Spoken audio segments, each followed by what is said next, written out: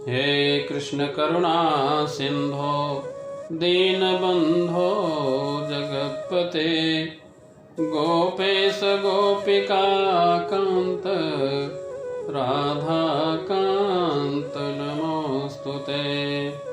जय श्री कृष्ण। तं तथा कृपयाविष्टम् अश्रुपूर्णाकुलेक्षणम् विषीदन्तमिदं वाक्यमुवाच मधुसूदनः। कुतस्त्वाकस्मलमिदं विषमे समुपस्थितम् अनार्यजुष्टं स्वर्ग्यं कीर्तिकरमर्जुन। क्लैब्यं मास्मगमः पार्थ नयतत्त्वयुपपद्यते क्षुद्रं हृदय दौर्बल्यं त्यक्त्योत्तिष्ठ परन्तप। अर्थात संजय ने कहा, करुणा से व्याप्त शोक युक्त अश्रुपूरित नेत्रों वाले अर्जुन को देखकर मधुसूदन कृष्ण ने ये शब्द कहे। भगवान कृष्ण ने कहा, हे अर्जुन, तुम्हारे मन में यह कल्मश आया कैसे? यह उस मनुष्य के लिए तनिक भी अनुकूल नहीं है जो जीवन के मूल्य को जानता हो। इससे उच्च लोक की नहीं अपितु अपयश की प्राप्ति होती है। हे पृथा पुत्र, इस हीन नपुंसकता को प्राप्त हो, यह तुम्हें शोभा नहीं देती। हे शत्रुओं के दमन करता, हृदय की क्षुद्र दुर्बलता को त्याग कर युद्ध के लिए खड़े हो जाओ।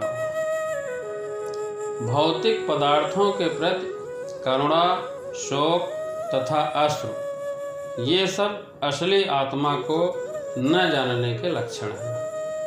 शाश्वत आत्मा के प्रति करुणा ही आत्म साक्षात्कार है। इस श्लोक में मधुसूदन शब्द महत्वपूर्ण है। भगवान कृष्ण ने मधु नामक राक्षस का वध किया था और अब अर्जुन चाह रहा है कि कृष्ण उस अज्ञान रूपी राक्षस का वध करें जिसने उसे कर्तव्य से विमुख कर रखा है। डूबते हुए मनुष्य के वस्त्रों के लिए करुणा मूर्खता होगी। अज्ञान सागर में गिरे हुए मनुष्य को केवल उसके बाहरी पहनावे अर्थात स्थूल शरीर की रक्षा करके नहीं बचाया जा सकता। जो इसे नहीं जानता और बाहरी पहनावे के लिए शोक करता है वह शूद्र कहलाता है, अर्थात वह वृथा ही शोक करता है।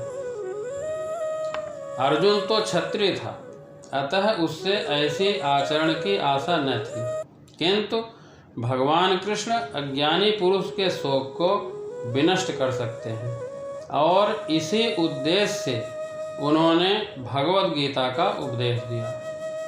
यह अध्याय हमें भौतिक शरीर तथा आत्मा के वैश्लेषिक अध्ययन द्वारा आत्म साक्षात्कार का उपदेश देता है, जिसकी व्याख्या भगवान श्री कृष्ण के द्वारा की गई है।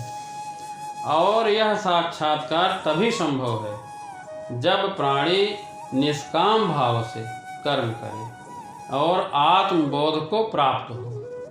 श्री कृष्ण को संपूर्ण गीता में भगवान कहा गया है। भगवान परम सत्य हैं। परम सत्य का बोध ज्ञान की 3 अवस्थाओं में होता है। देखिए, ब्रह्म या निर्विशेष सर्वव्यापी चेतना, परमात्मा या भगवान का अंतर्यामी रूप जो समस्त जीवों के हृदय में है। परम सत्य का ज्ञाता परम सत्य का अनुभव ज्ञान की 3 अवस्थाओं में करता है और ये सब अवस्थाएं एक रूप हैं। ये ब्रह्म, परमात्मा तथा भगवान के रूप में व्यक्त की जाती हैं। जिन भक्तों ने परम सत्य के भगवान स्वरूप का साक्षात्कार किया है वे सर्वोच्च अध्यात्मवादी हैं। यद्यपि परम सत्य के अध्ययन में रत सारे विद्यार्थी एक ही विषय के अध्ययन में लगे हुए हैं। भगवान की व्याख्या पराशर मुनि ने की है। समस्त धन, शक्ति, यश, सौंदर्य, ज्ञान तथा त्याग से युक्त परम पुरुष भगवान कहलाता है।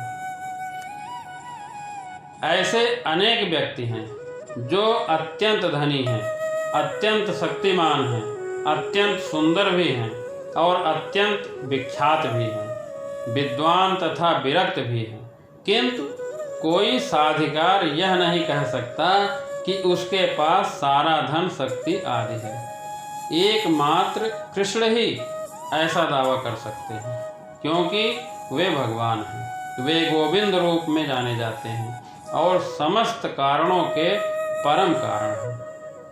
ऐसे अनेक पुरुष हैं जो भगवान के गुणों से युक्त हैं, किंतु भगवान कृष्ण परम हैं। वे सब परम नहीं हैं, क्योंकि उनसे बढ़कर कोई नहीं है।